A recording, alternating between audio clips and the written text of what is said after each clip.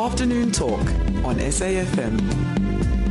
Thanks for that, Sundar. My name is Ashraf Garda. Welcome to the show, the Afternoon Talk Show, every afternoon from 2 to 4. Now, the big question at 2 o'clock today. Goodness, this is so important. Hopefully you watched last night's program, Why Are We So Angry? We're not necessarily going to talk about the show. The more important question I'm asking you right now. So, in fact, what do we do about managing our anger? We're going to chat about that with Sadhu, Professor V. Rangarajan from India. He's in the country at the moment, spiritual leader. We're going to talk to him for the next half an hour as well, so don't miss that one there. And then after 2:30, the community champions. Thank you so much for the massive of emails and comments we've been having around the community champions. All very, very supportive, and keep them going, because I need you to nominate a community champion, somebody from your communities and something special, so that we can celebrate with you, in fact. And then to round off the day, how about this? After 3 o'clock, Simba Mary, the Zimbabwean, now presenter of Top Billing. And we're going to have great fun talking to him. And I'm sure you're going to have great fun listening and communicating. So all of that coming up on the show. Let's, however, start with the big question. So there you are. There's this program, SABC 1. Let me bring in Kanye Magubani. You know the name. Of course, she's a familiar presenter on SAFM. Kanye, you're important because you're a producer, or you're the producer of that show, right? That's right. So thanks for joining us. First of all, that title, I wasn't saying nice, it's very provocative. Why are we so angry? It's a very uncomfortable question because people perceive anger in different ways.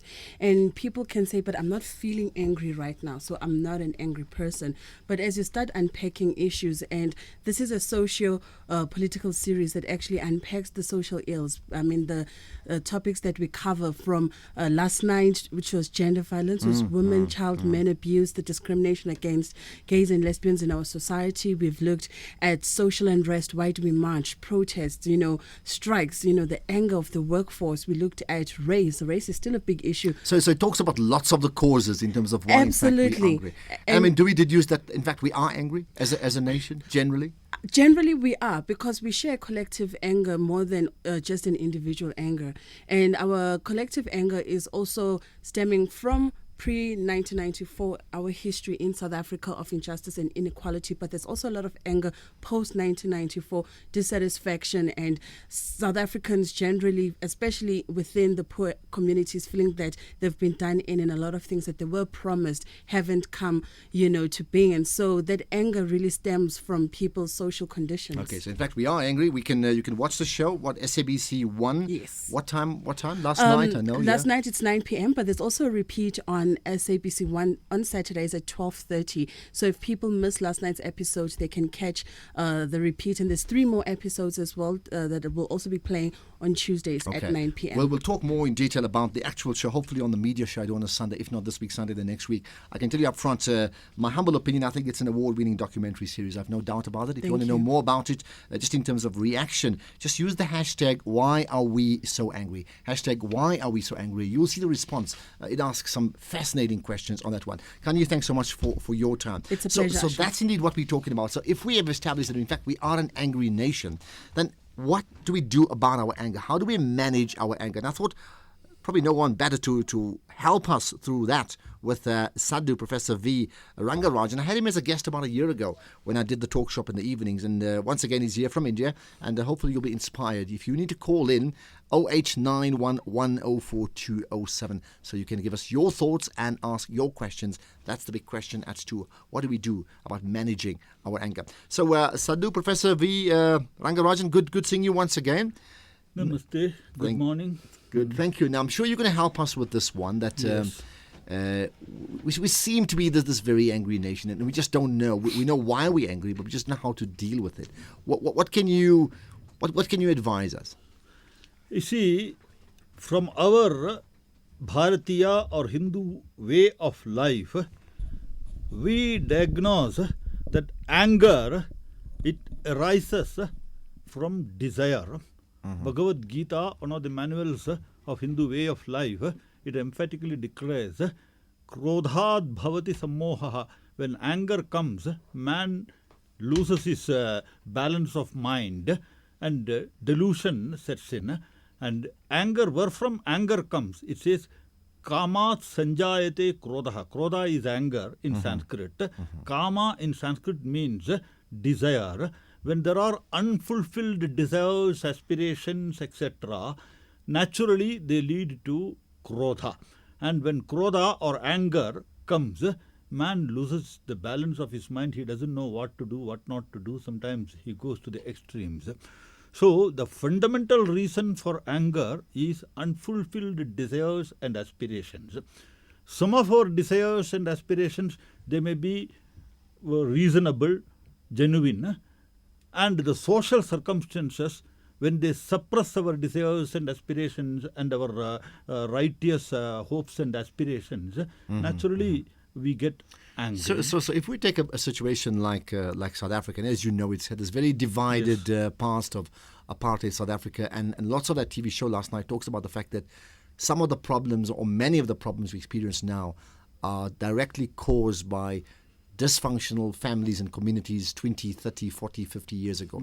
So there's a nation of people who, as you said, talk of desire. Many people, their desire is pretty obvious, which is we just want to have a nice house, we want to have a good family, we want to live in a safe place, we want our children to experience the best in their life, and we want to be happy and comfortable. And they're not doing that. And they also want to have food on the table, and many of them don't have that. So in all those cases, is it justifiable then to be angry? You see, in our way of life, the great ancestors of Bharatavarsha, they pointed out there are values of life. They spoke about the fourfold values of life. Dharma, Artha, Kama, Moksha. Dharma is righteousness. Whatever we do, there must be truth, honesty, and sincerity, and all values and virtues in all our actions. And our actions arise out of our desires and aspirations. That means our desires and aspirations must also be equally justifiable.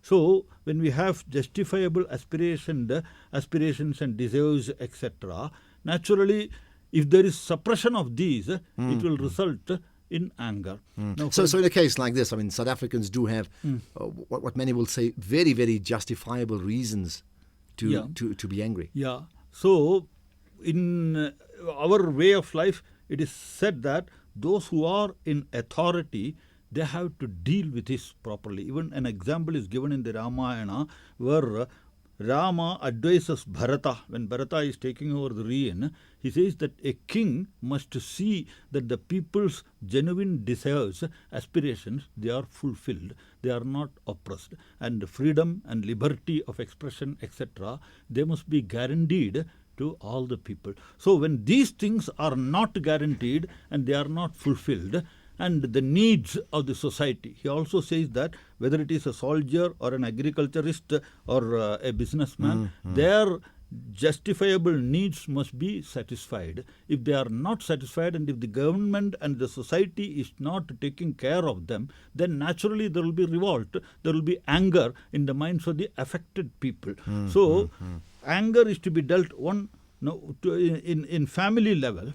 Right from the childhood, we have to instill the values of life, noble qualities and aspirations in the children. Well, the question is, how do we do that, and who in fact listens? Let me just remind you, the big question at 2, what do we do about managing our anger? There's been lots of talk, social political reasons, and I reflect on that movie last night, the documentary last night, Why Are We So Angry? But if you know, even yesterday, we spoke about the issue of Andries Tatani. It's very clear from Andile Imkritama, making the point that in fact there are people who are angry because they have not, and they feel there are legitimate reasons for them to express their anger. Therefore, some of them obviously then, storm the streets in protest, and also can even damage other people and hurt other people. It's an interesting one, but we're not focusing on the socio-political issues. We're looking at specifically, so if we are angry, what in fact do we need to do to manage our anger? And I thought we'll get somebody from away from this country, from India, in fact, Sadhu, Professor V. Rangarajan from India. So he's a guest here, Hindu leader who's spending some time in this country. So the question then, Sadhu, is then how then do we, if we have these anger issues, what are the practical steps that an advice you can give all of us to manage our anger? Anger is in fact a mental aberration. Something that springs out of our suppressed desires, values, etc. And this mental psychological obsession, it is to be controlled only through thought process. We say that when you have certain circumstances in which you are forced to become anger, if you start contemplating and meditating whether it is justifiable to be angry, then you will realize that it is not proper to burst out. Interesting you say anger is an aberration. I'll get to the callers. I'd want to get your views, certainly. 0891 104 So some of the questions, in fact, how then do we manage our anger? That's one. Number two, do you have an anger problem, anger management problem? So it's a chance for you to comment, but also to ask specific questions as well. Let's get to some of the callers then. Funani, we're going to start with you in East London. Hi, Funani, welcome to the show. You've got your headphones on. Yes, you do. Okay, yes. Funani, go for it. Hi. Yes, Ashraf, I think it's a good topic. I didn't watch the show yesterday. You have to, but anyway, go ahead, yes. Yes, but I think we can when we talk about the angry people, we can also look at the happiest people in the world. Mm-hmm. What we've noticed is that the happiest countries or the happiest people in the world, there is something that marks them different from the rest of us. One of them is that there is equality in their countries. You talk about the Scandinavian countries, Denmark, Norway, and that kind of thing. There is kind of you see unemployment levels are very low, and you find that there are low levels of protest because people generally get what they want. One of your guests, I mean, is he a professor? He is, but let me get him to answer exactly. So stay on the line. When there are promises that have not been fulfilled, you notice that people tend to be very angry. Like you said, we have a long-standing history of promises that have not been fulfilled. Mm-hmm. Maybe that's why we are so unhappy as a people. So I think if we can when you come to solutions, if we can deal with issues of poverty, unemployment, issues of squalor, and inequality, for me, I think we'll tend to be very happy than it is the case now. Okay, thanks for that call. Now that's from Funali. Lemnius, I'm coming to you in a second. Interesting one, and maybe you can think about this one, Sadhu. He's suggesting almost that we are angry because of these things that are denied to us. But the truth is, if we then receive what we get, does that necessarily make us less angry and just happy? I don't know, because there are still problems with many people who have wealth and have all comforts around the world, isn't it? Yeah, see, even if the reason for getting anger is genuine, but becoming angry, it is not going to solve the problem, first of all. Mm-hmm. Second, it sometimes leads person to criminal acts. Most of the crimes, sometimes it is done out of vengeance. Sometimes it is done out of desire or suppression of the desire. Therefore, people steal, commit crime, etc. This anger, it takes to a negative pathway. And therefore, anger is always dangerous. Always. Always dangerous. Is anger never good? Because sometimes anger is never good. We have to manage anger with using our reason, our intelligence, how to tackle the problems. We have to think over it. Now, I'll just cite an example from our scripture. In the Ramayana, it is said that Valmiki was going to Sarayu to take bath in the river. He saw a hunter shooting an arrow and killing a sparrow sitting on the top of a tree, and then he burst into anger and he gave a curse to that hunter that you have done such a heinous crime, you will also suffer. But afterwards, Valmiki started thinking, I am a saint, I am a sadhu, I am a mahatma. How can I curse that man? After all, it is the profession of the hunter to kill the bird. Why should I get angry? So sometimes this anger, it takes us to delusion. And in the delusory state, we do commit various crimes, etc. Therefore, we have to see that the anger does not take to a negative turn. We have to think, contemplate what is the root cause for that anger and how to solve that problem, the root cause. Instead of giving vent to anger, we must go back and try to solve the And we certainly need some examples from you, because I think it's not just me listening in to what you have to say, but there's an entire nation saying, hold it. In fact, how do we then manage our anger? Because just about every day there are people who have issues on this one. Lemnius, I'm going to talk to you in just a second. 0891 104207. My name is Ashraf Garda. This is the Afternoon Talk Show. My guest till about 2:30 is Sadhu, Professor V. Rangarajan. And we're talking about how do we manage our anger. In fact, I'm sure it does need managing, doesn't it? We'll talk about that right after this. Afternoon Talk on SAFM. For now, it's dealing with our anger. How do we manage it? My guest, Sadhu, Professor V. Rangarajan. Let's get to Lamias in Bushbuckridge. Lamias, hi. Hi, Ashraf. Hi. I'm very good, man. Good to hear from you. Yes, Ashraf, I think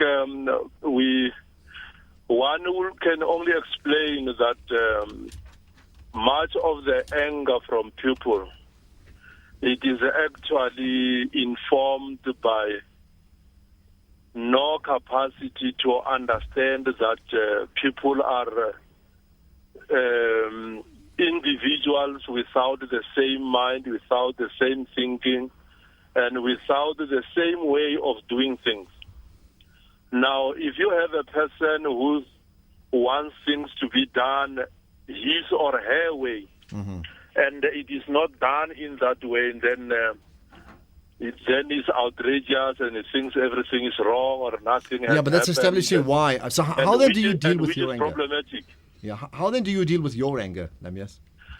Well, I have convinced myself, Ashraf, that even yourself as you are speaking, how you ask me a question is the way that you'll ask the question. I would like you to ask me a question in my way. But because you are an individual, I've told myself that people will do things their own way, and then I build that kind of shock absorber to accommodate people, and then also give myself an opportunity to actually deal with matters objectively. Okay, interesting. And don't deny myself to understand things properly. Okay. Because once you are angry, you lose the opportunity to be objective. You lose the opportunity to use your mind to the fullest. Okay, interesting one. That's how I actually deal with my anger. Lamias, now we know, and I've sort of made notes of this one here. Some of the comments, the African majority have a right to be angry. High expectations was created by the ANC, fooling those who are still ignorant of selling out the ANC that comes from Inkosi. High advocate Maron Senna has highlighted a major aspect of corruption inhibiting service delivery. Comes from Charles in Cape Town. Okay, that's just on the issue of delivery. What I'd like, if you want to comment, and then I wanted to tweets as well, in terms of not sort of why we're angry, but how in fact do we deal with anger? What in fact should we be doing? Sadhu, Professor Rangarajan with me, of course. You want to comment on that last call? Because interesting one. He said, he sort of picks up the anger, but he's got a way of actually dealing with it. Yes, desire, anger, delusion, these are all mental modulations. It is arising in our mind.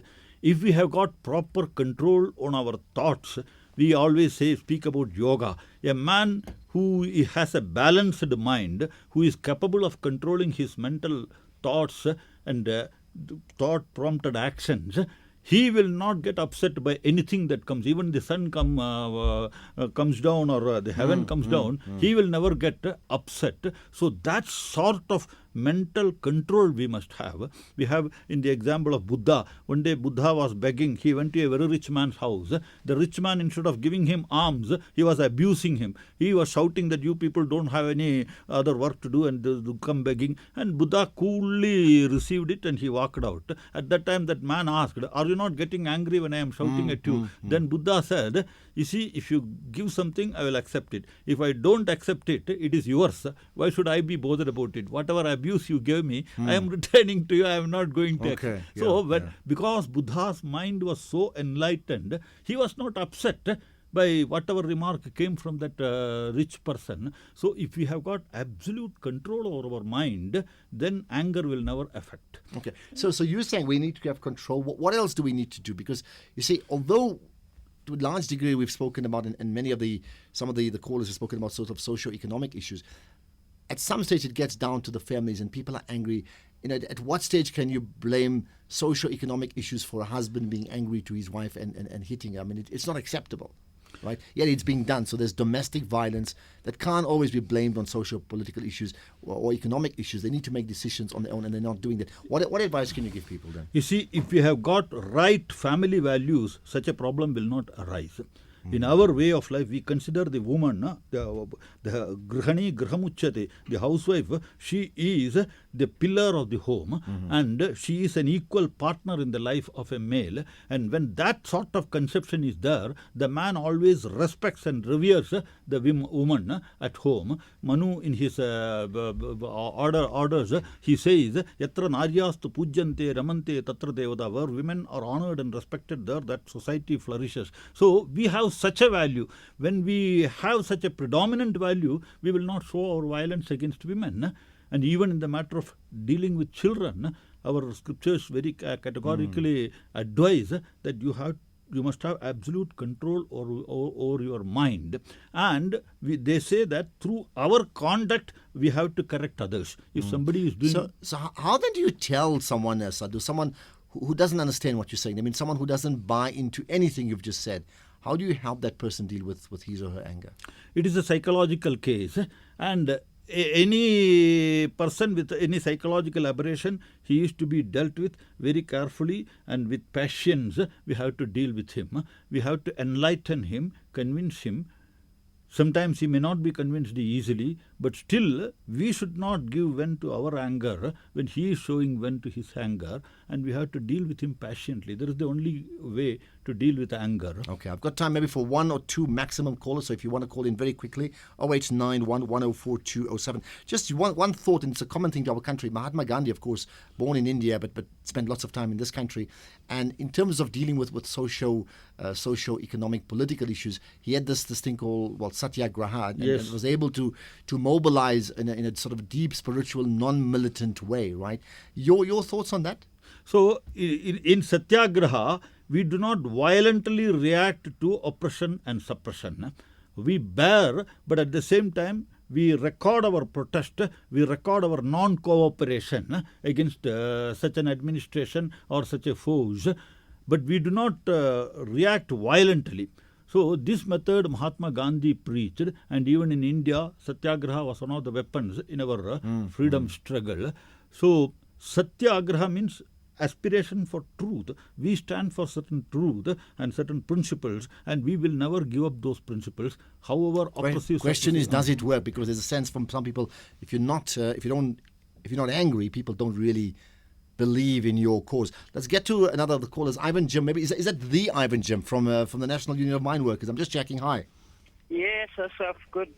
All right. Well, I'm glad you called. Good stuff. Yeah. Well, I think it's very relevant you called. You're very much at the forefront of dealing with socio-political issues. Just to tell you, the caller is from one of the leading trade unions in the country, yes. the miners' trade union. Okay, go for it, Ivan. No. I just wanted to comment, Ashraf. I'm a bit concerned that I think we should be careful not to demonize anger. Anger is a reaction. I think what we should appreciate in the country has been that our liberation movement and liberation forces, in dealing with violence, which was imposed by the apartheid regime, they mobilized people.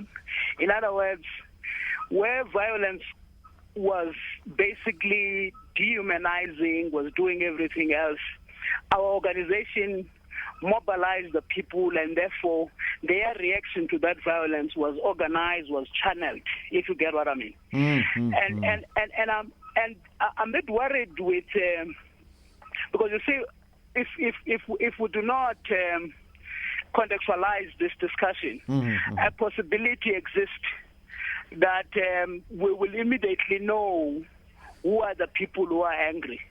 I mean, any family, if there are psychological challenges.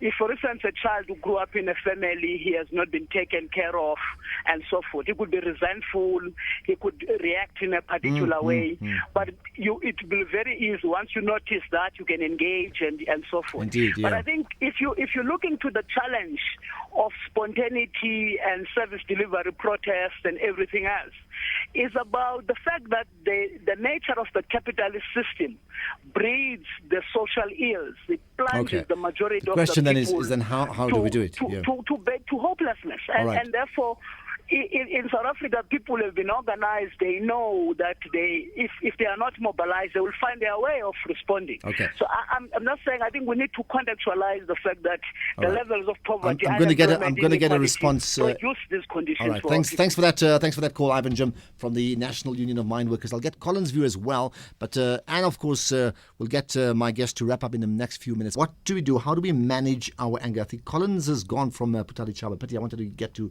your view. Let's just get a response. Sadhu, Professor Rangarajan, Ivan Jim from the National Union of Mine Workers saying that, we must be careful not to demonize anger. He's suggesting, if I can understand what he's saying, that in the light of South Africa's huge service or non-service delivery problems, that people are justifiably angry. What do you tell him? I want to tell that whatever be the cause or reason to get anger, it is not the expression of the anger in violent means, it is never justifiable. Mm-hmm. Mahatma Gandhi was angry with the system, but he adopted the Satyagraha method. Not that Gandhiji was never angry. He was angry with the system and opposed the injustice. And he opposed the injustice. Mm-hmm. So while giving vent to our anger, we must adopt only justifiable means, and it should not create destruction or devastation to the society or to humanity. It should not create the loss of memory and loss of intelligence on the part of the people. Now, what about, let's take, for example, the National Union of Mine Workers, or COSATU, some of the biggest trade unions in the country, that generally speaking, they are very, very organized. Yes. They actually very disciplined as well. Yes. But there are people, either from them or even on the outside, that could well be angry when they also discipline within a march. But there's also a counter feeling that if you don't vent that anger, if you don't put the fear into those that cause the injustice, they will never change their habits. So how do you manage that? A trade union has got genuine and justifiable means of expressing their anger. They can stop work. They can go for a strike and stop work. Maybe they may be suffering because of loss of pay and other things, but still they face the suffering and they refuse to work. They go on a strike. It is a justifiable method of expressing the anger. But suppose instead of going on strike, if they go on destroying the property or factory or anything, or attacking the other workers, then it is totally mental aberration. It is a loss of our brain and our thinking. Okay. So it should not lead to loss of correct thinking. Our thinking should not be affected. We should not lose sight of the values of life. We have to respect the property of other person. We have to respect the life of other man. Simply because I am angry, I cannot destroy other man's property or other man's life. Okay. Some of the, I'll get to John in Pietermaritzburg as well. I'll take maybe one or two more quick calls as we chat. I think about a very, very important issue. What do we do about dealing with our anger, even though the anger may well be justified in many cases, especially around the issue of service delivery, but then also reduce it down to the issues of, anger within a household. And there are people who can't necessarily blame others for that, but there are people who are, as you know, extremely angry. Let me just read through the SMSs before I get to John and Confidence. Some of them saying, fear leads to anger, anger leads to hate, hate leads to suffering, comes from a Kosh. Lack of remorse and guilt on the part of those who benefited from oppression evokes anger of the unrepatriated, unappreciated masses, I think it is. Not sure if I can read it correctly, from Elliot in Woodbank. Ashraf, anger is a weakness of character. A strong person is he who can control his anger. That comes from Rafik, I think, in Port Elizabeth. You must never let your anger to where you were angered, not just at random. Otherwise, we will kill you, I think it says. Not sure what that means, okay? And let's get to the callers then. John in Pietermaritzburg. Hello. Good afternoon, Ashraf, and good afternoon to your learned guest. Thanks, John. He's quite right when he says that unions have the right to strike and show their anger in that way.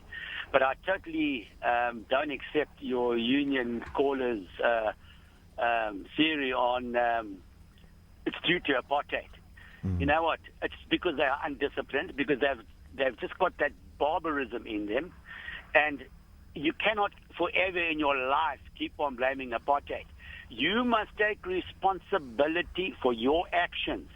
And no matter how much somebody makes you cross, you've got no right to kill that person, to take a life. You've got no right to take a life. And it is totally unacceptable what these unions are doing. But to be very fair now, just and I have to interject here, certainly the unions don't advocate violence whatsoever. Yes. There could be people outside unions who are angry who may be advocating violence. I don't think any union certainly does that, just to be fair to them. I thought they must get rid of this anger because they're always angry. If everybody in the country, the Indians, the Coloureds, the Europeans, were angry all the time, where are we going to go? Okay, That's got no that. excuse. That's All right. no excuse. Okay, John, thanks. Last call I'll take on this issue. How do we manage, I think as opposed to looking at the causes, we're looking at the management of anger. Confidence in Joburg, hi. Hi, Confidence. Good afternoon. Yes, good afternoon. Good afternoon, listeners. Thank you. I've had quite a number of comments about why the people are angry. I think anger is something that can be managed, whether it is personal or it's political. If you look at interpersonal relations, in most instances the way people react is because they chose to react that in that particular way. And if you look at the political anger, one of the things that people are not mentioning is the good example that we saw in the March for Economic Freedom by the Youth League. They managed to march for more than 60 kilometers, but there was no single window of a car that was reported to have been broken. Absolutely. And I think you're absolutely right. Be able to do that if we are talking about unions, and communities can be able to do that. Thank you. Okay, thanks so much for that. Okay, he's making the point, and there are examples where we've had big marches in this country, and they've actually been extremely disciplined. But what about the fact that, and I'll get to maybe just the last call in a second, the point that if you don't express your anger, and I mean, you made the point that you don't have to be violent in expressing, but you can also express it in being, you can be militant. Militant is not necessarily violent to say, I oppose that. Mass march is militancy. But sometimes, let's say authorities tend to ignore you if you don't scare them. You need to scare them. You see, militancy has got a place in our social life. Suppose a foreign aggressor attacks my land and he tries to deprive us of our freedom, then definitely we have got a right and duty to fight against him using violence. Their use of violence and expression of anger through violence, it is justified. But when it is a problem within the country, within our own brethren or in a family, we have no justification at all to use our anger, to express it in violent means. Okay. Let's take the last call, and I'm going to ask you what you're doing in this country right now. Zig in Randburg, hi. Hi, Zig. Thank you very much. Pleasure. I did not agree with the starting remarks of your wise man that you are entitled to become angry for sheer frustration. I think that is utterly and totally not correct. We only are entitled to become angry when we have been wronged. And then we very much are entitled to become angry. But we are then not entitled to associate other people who are not the wrongdoers with our with the blame that we impose on people, and we aren't entitled to punish these other people as the urban gyms do so easily and facilely. And yes. Well, I don't know if whether Urban Jim is punishing anybody. Just to be fair to him, Sig, he hasn't done that. You have some. Well, I don't think he's broken the law. Let's say it that way. There was the other friend of that you had a discussion with just the other day, Randall Howard, who was responsible for the death of 69 people, a whole sharpeville he murdered in a single strike, and he never issued anything. Now, I don't know if he murdered him. I think that's another whole debate completely. Thanks for that, Sig. But that is a fact of life. Okay. And we are having this thing in our country in one strike. This man was responsible for the murder of 69 people. All right. And this is not on. Okay, Sig, thanks for that one. We're going to move on. I think we'd certainly have chatted with Randall Howard about his discussion. Let's just wrap up. Quick one, maybe just 3 points about dealing with anger once again, and I'll ask you what you're doing in this country right now. Let's say yourself, quick 3 points. What examples again of how do you deal with your anger?